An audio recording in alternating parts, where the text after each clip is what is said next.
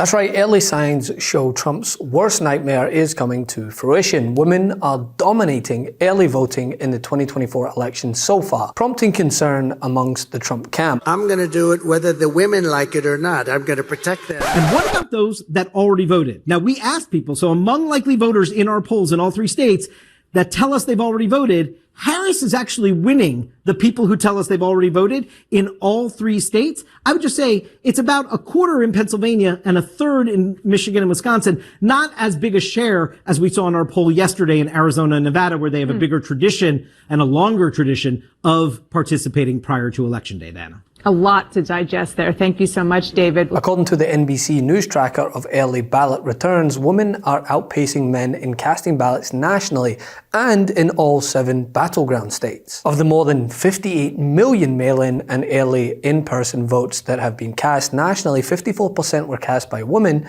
44% by men. And particularly in the swing states of Pennsylvania, Michigan, Georgia, and North Carolina, there is at least a 10-point gap between men and women in the early vote. Now, the gender gap was widest in Pennsylvania as of 2 a.m. on Thursday, with women accounting for about 56% of the early vote and men about 43%. Early voting, whether in person or via mail-in ballot, is happening across the country in 48 states. And so far, more than 30 million people have cast their vote, including former First Lady Michelle Obama, who posted a picture holding her mail-in ballot today. Early turnout in the battleground states of Georgia, North Carolina, Wisconsin, and Michigan is so high, it has broken records. And with all this in mind, if the early indicators are anything to go by, Trump may need to set aside some more time to get on stage and tell women that he's going to protect them, whether they like it or not. And my people told me about 4 weeks ago, I was saying, no, I want to protect the people. I want to protect the women of our country. I want to protect the women. Sir, please don't say that. Why? They said, we think it's very inappropriate for you to say. I said, why? I'm president. I want to protect the women of our country. They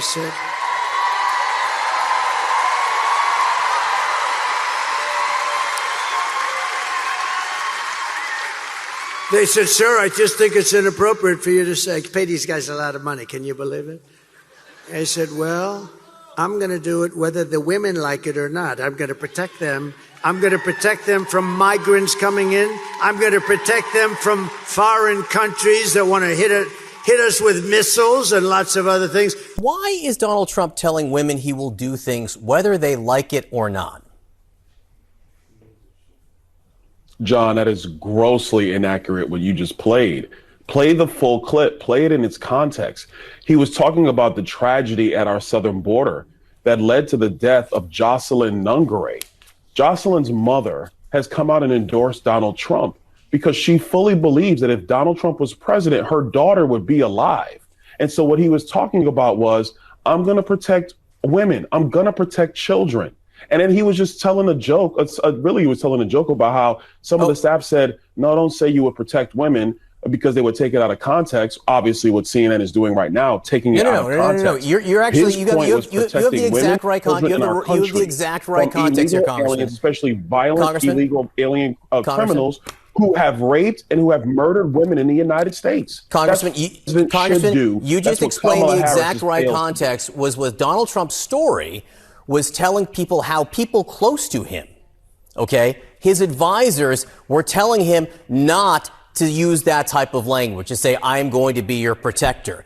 And John, that is the context in that speech. No. John, that was what he was doing. And then he said, I'm going to protect them, the women, whether they like it or not. And I'm not the only one asking you about this language. Donald Trump, his advisors clearly knew it was an issue. And Nikki Haley has been talking about the language that Donald Trump... Pennsylvania, the largest battleground state, is key for both Vice President Kamala Harris and Trump if they want to win this election. Hence why both have campaigned in the state more than any others, as polls show a tight race. And judging by the hysteria from Trump's closest stooges like Charlie Kirk, who knows women about as well as his forehead knows his hairline... I got one question. Donald Trump called the Secretary of State of Georgia and told him to find him some votes. What is a woman? Oh my God. That is so fucking weird, y'all. Maybe you should meet one. Well, he said on X recently, quote, early vote has been disproportionately female. If men stay at home, Kamala is president. It's that simple. And she needs people to basically lie to their husbands, which they are promoting, by the way, which I find that entire advertising campaign so repulsive. It is so disastrous. It is just like I'll show it in a minute. It is the embodiment of the downfall of the American family. I think it's so gross. I think it's so just nauseating where this wife is wearing you'll show it, wearing the American hat. She's coming in with her sweet husband who probably works his tail off to make sure that she can go, you know, and have a nice life and provide for the family. And then she lies to him saying, oh yeah, I'm going to vote for Trump. And then she votes for Kamala Harris as her little secret in the voting booth. Kamala Harris and her team believe that there will be millions of women that undermine their husbands and do so in a way that it's not detectable in the polling. This was then followed up by a tweet from an even worse person, Mike Chernovich, who wrote that, quote, male turnout in Pennsylvania for Trump has been a disaster. He added, unless this changes, Kamala Harris takes PA and it's over. I mean, let's be frank, Joe, for a minute. How can anyone in their right mind be surprised if these early numbers are to favor Harris?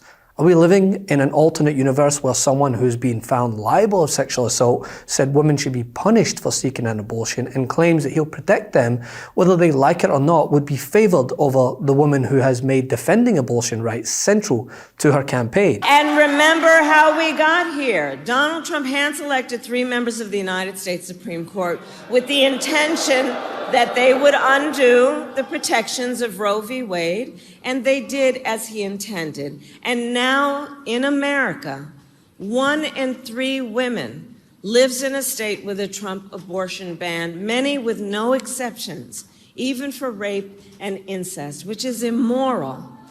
And Donald Trump's not done. Did everyone hear what he just said yesterday? That he will do what he wants, quote, and here's where I'm going to quote, whether the women like it or not.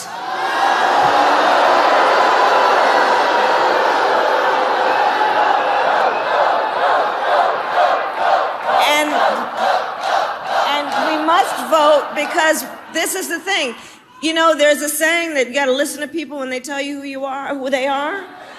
And this is not the first time he has told us who he is. He does not believe women should have the agency and authority to make decisions about their own bodies.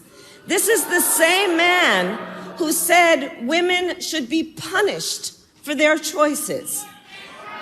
He simply does not respect the freedom of women or the intelligence of women to know what's in their own best interest and make decisions accordingly.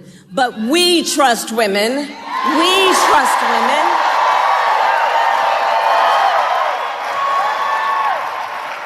Which is why, yes, we will vote, because we also understand if he was elected, he has been pretty clear in his behavior and his deeds. He will ban abortion nationwide. He will restrict access to birth control, put IVF treatments at risk, and force states to monitor women's pregnancies.